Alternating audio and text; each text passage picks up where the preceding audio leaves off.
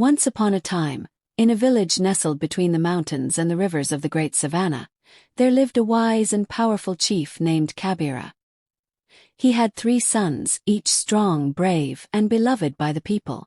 But when it came time for them to choose a bride, Chief Kabira wanted his sons to marry women of equal wisdom, kindness, and courage. So Chief Kabira called the elders and villagers together and announced, "My sons will marry the woman who can pass the test of the clever bride.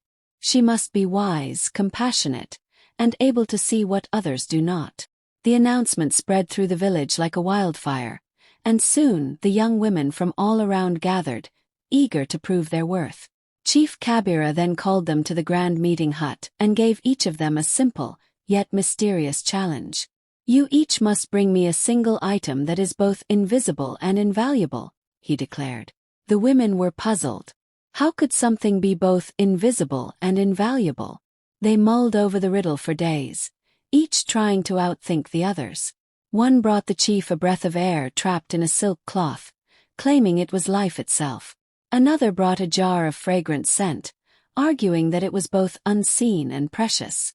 But Chief Kabira frowned at each attempt, dismissing them as ordinary. Finally, as hope seemed to fade, a young woman named Nia approached the chief with empty hands. The villagers murmured and chuckled, for they could see she carried nothing. "What have you brought, Nia?" asked Chief Kabira, curious. Nia smiled and said, "I have brought you a promise of love, loyalty, and wisdom. These things are invisible but have guided people, families, and kingdoms for centuries. They cannot be seen, yet they are the foundation of all that is good and strong." The chief's eyes widened with surprise and respect. He turned to the gathered crowd and spoke. "Indeed, Nia has brought the most invaluable gift of all. She has brought what we cannot see but must feel, the promise of a wise heart and a noble spirit." Nia was chosen to marry the eldest of the chief's sons, and their union was celebrated across the land. But more than that, Nia's words were remembered, passed down from mother to daughter, from elder to child, that the greatest gifts are often unseen, and the strongest bonds are forged by what is invisible to the eye but cherished by the heart. And so, the tale of Nia, the clever bride, became part of the village's stories, reminding everyone that wisdom, love, and loyalty can never be measured by what one can see but only by what one holds in their soul. The marriage of Nia and Chief Kabira's eldest son, Olam, was celebrated with joy and festivity throughout the village. Nia's cleverness and gentle spirit quickly endeared her to the people. However, not everyone welcomed her with open arms. There were some who whispered behind her back, calling her a mere trickster, saying she had used words instead of deeds to win the challenge. Chief Kabira, too, watched her closely. He respected her wisdom, but he wanted to see if Nia's cleverness extended beyond riddles. So one day, he summoned her to the village square and, before the entire village, presented her with 3 tasks that would test her wisdom, courage, and resolve. "Nia," he said, "I ask you to complete these tasks to prove that your wisdom is not just in words but in deeds. If you succeed, not only will you earn the people's full respect, but I will name you the wise one of our land, an advisor to the whole kingdom." Nia bowed her head respectfully. "I accept, great chief. What are your commands?" The first task. A feast without a feast. Chief Kabira led Nia to a field of dry land and pointed to a large group of travelers who had just arrived at the village. "These travelers have come seeking hospitality, yet we have no food to offer them. Prepare a feast without food." The crowd murmured. What could she do? Nia simply nodded and turned to the travelers with a warm smile. "Honored guests, welcome to our village. Though we have little, let us share with you what we cherish most." She began leading the villagers in traditional songs and dances, and invited the guests to join.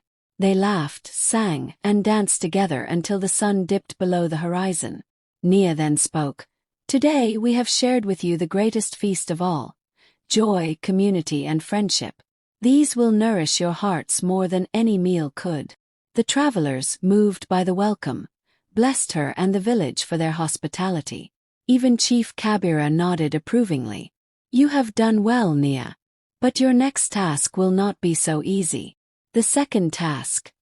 A river without water. The next day, the chief brought her to a dry riverbed. He looked at Nia and said, "I need you to guide our people across the river without water. They must reach the other side safely, for a great storm is coming." Nia gazed at the empty riverbed and nodded. She quickly gathered the villagers and said, "If the river is to fill, we must first prepare to cross it." She directed the people to gather stones and logs and build a sturdy bridge across the dry ground. People questioned her. "But why build a bridge when there is no water?" Nia replied, "Because water can come without warning, and when it does, we must be ready." True to her words, as soon as the bridge was completed, the sky darkened and rain began to fall. The dry bed transformed into a roaring river, but the villagers, safely on the other side, marveled at her foresight.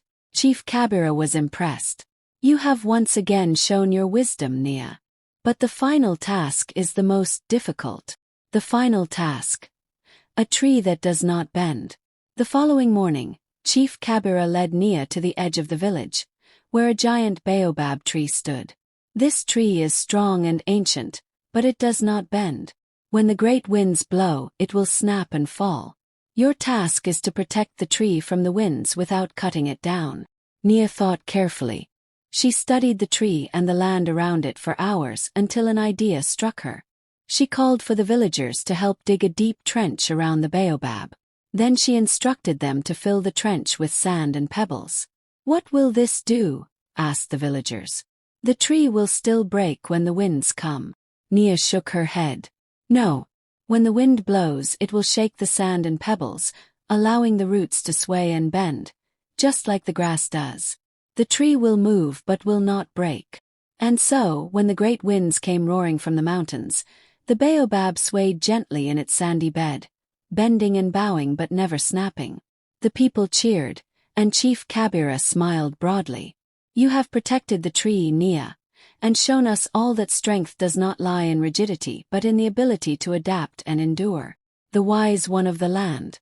With the completion of the final task, Chief Kabira turned to the people and proclaimed, "Nia has proven her wisdom and courage, not just in thought but in action. From this day forward, she shall be known as Nia the Wise, an advisor to this land and an example to us all." Nia, though honored, remained humble. "Thank you, great chief, but I am only as wise as those who listen, only as strong as those who stand together. Let my wisdom serve all who seek it, and may our village prosper in harmony and understanding." From that day on, Nia became a pillar of wisdom, guiding not just her husband and his brothers, but also the entire kingdom. Her words and actions, always rooted in compassion and insight, brought peace and prosperity to the land for many years to come. And so, the story of Nia the clever bride and her rise to Nia the wise one became legend, reminding all that true strength lies not just in great deeds, but in the gentle art of seeing the unseen and embracing change with grace.